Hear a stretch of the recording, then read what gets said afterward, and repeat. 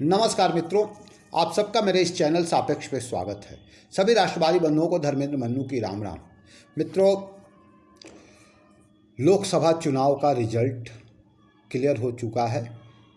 जो exact result है वो आ चुका है और इस बार सारे एग्जिट पोल जो थे, सारे ओपिनियंस थे, वो सारे ओपिनियंस, सारे एग्जिट पोल ध्वस्त हो गए।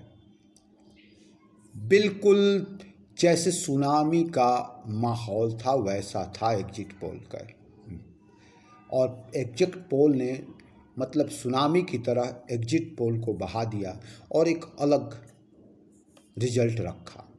हालांकि विपक्ष ने काफ़ी तगड़ी फाइट की रिजल्ट से देखने से लगा, लेकिन वो भाजपा को तीसरी बार सत्ता में आने से नहीं रोक पाई। हालांकि भाजपा को बहुमत से, अकेले बहुमत से रोक दिया विपक्ष ने, लेकिन वो एनडीए को तीसरी बार सत्ता में आने से नहीं रोक पाई और भाजपा से के सर्वमान्य नेता माननीय श्री नरेंद्र भाई मोदी जी एक बार फिर से तीसरी बार प्रधानमंत्री बनने को तैयार हैं। उनका रास्ता तीसरी बार भी कोई नहीं रोक सका। बहुत ज़बरदस्त लड़ाई हुई। कांग्रेस ने अपना पिछले प्रदर्शन से करीब करीब दुगना अच्छा प्रदर्शन करते हुए 99 तक की सीट पे पहुंच गई, लेकिन 100 के आंकड़े को क्रॉस नहीं कर पाई। और इस तरह राहुल गांधी के जो आंधी थी वो ठंडी ठंडी हवा और बयार में बदल के रह गई, आंधी नहीं बन पाई। हो सकता है कि 100 क्रॉस कर जाती तो इसे आंधी करार दिया जाता, और हो सकता है 150 क्रॉस करने पर कांग्रेसी जो उनके समर्थक लोग हैं, चमचे हैं, जो उनके द्वारा सुनामी की भी घोषणा कर दी जाती, लेकिन ऐसा कुछ नहीं हुआ और केवल ठंडी बयार के रूप में बह के रह गए। हाँ, अखिलेश यादव ने ज़रूर यूपी में सुनामी का मतलब कि एक प्रदर्शन किया, छोटी मोटी सुनामी का।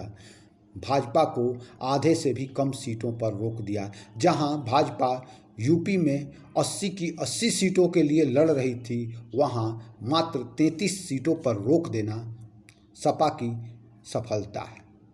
कुल मिला के रिजल्ट मतलब कि एनडीए के लिए अच्छा रहा, लेकिन चूँकि टारगेट बहुत बड़ा था, मतलब कि 400 पार का टारगेट था, इसलिए भाजपा समर्थकों के लिए ये काफ़ी निराशाजनक है। और एक तरह वो लोग, पूरा भाजपा समर्थक वर्ग, राष्ट्रवादी वर्ग, सनातनी वर्ग जो है, वो अपने आप को एक तरह से हारा हुआ महसूस कर रहा है।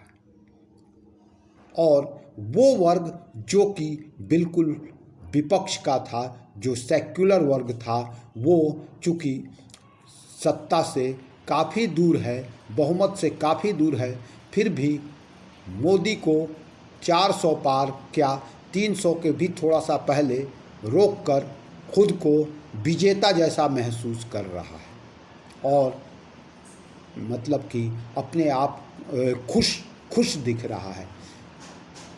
जो जीत के बाद, ये रिजल्ट के बाद जो कांग्रेस की का जो प्रेस कॉन्फ्रेंस हुआ, उसमें जो सोनिया गांधी के चेहरे की मुस्कान जो थी, बस मुझे वही दिखाई दे रही थी। उस मुस्कान में जो खुशी और एक खुशी का की मुस्कान जो थी ना, वो बिल्कुल दिख रही थी, उसकी प्योरिटी, उस खुशी की। अपने बेटे की इस सफलता पे, 99 अंक लाने की सफलता पे, 534 में कहे 43 में 99 अंक लाने की सफलता को मतलब कि माँ खुशी से फूल ही नहीं समा रही थी कि पप्पू पास हो गया, मेरा पप्पू पास हो गया। तो मित्रों, फिर भी मैं ये नहीं कहूँगा, लोग कहते हैं, मेरे एक मित्र ने कहा था कि पप्पू पास हो गया, मैं उस भाषा पे नहीं जाऊंगा, पप्पू कहना, लेकिन राहुल गांधी वाकई ये जो 21वीं लॉन्चिंग थी, थोड़ी दूर उड़े तो ज़रूर।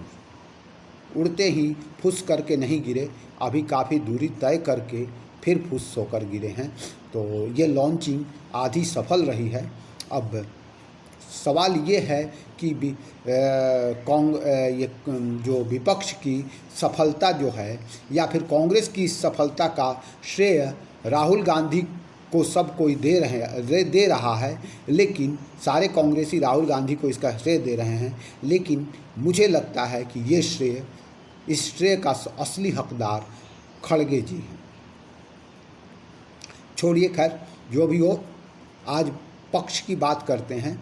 चूँकि हम विपक्ष ने काफ़ी रोकने की बात की, लेकिन सत्ता पक्ष भाजपा राष्ट्रवादी पक्ष जो है एनडीए उसे रोकने में असफल रही और बहुमत के आंकड़े से करीब करीब 20-21 सीट ऊपर एनडीए जा चुका है और उसे 5 सालों के लिए मैंडेट मिल चुका है। फिर से तीसरी बार मैंडेट मिलना, कोई सरकार अगर दो टर्म पूरे करती है 5-5 साल के और उसके बाद तीसरी बार में बहुमत मिलना, भले ही गठबंधन के रूप में ही, अपने आप में बहुत बड़ी बात है।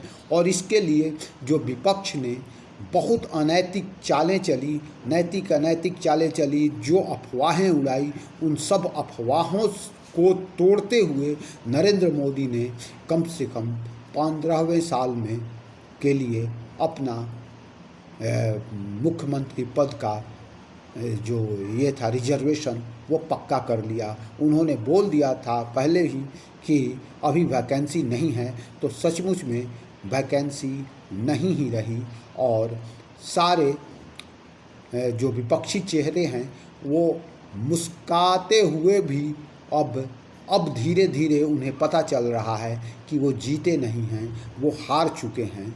नहीं तो पहले उनकी यही खुशी, उनमें इसी बात की खुशी थी कि उन्होंने मोदी को 400 से नीचे रोक लिया और 400 क्या 300 से भी नीचे रोक लिया।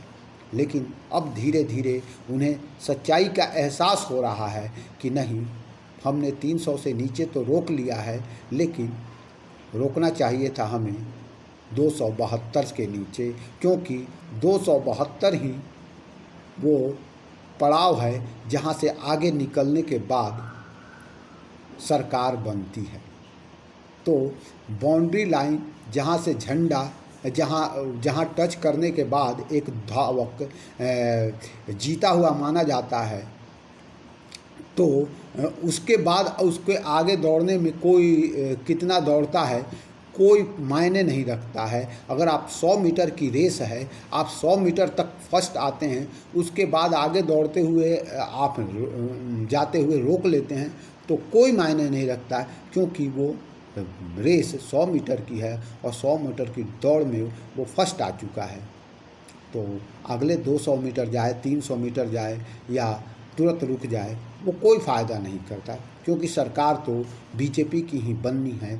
तो जो हमारे राष्ट्रवादी बंधु हैं, जो सनातनी बंधु हैं, जो निराश हैं इस बात को लेकर कि भाजपा एक तरह से हार गई है,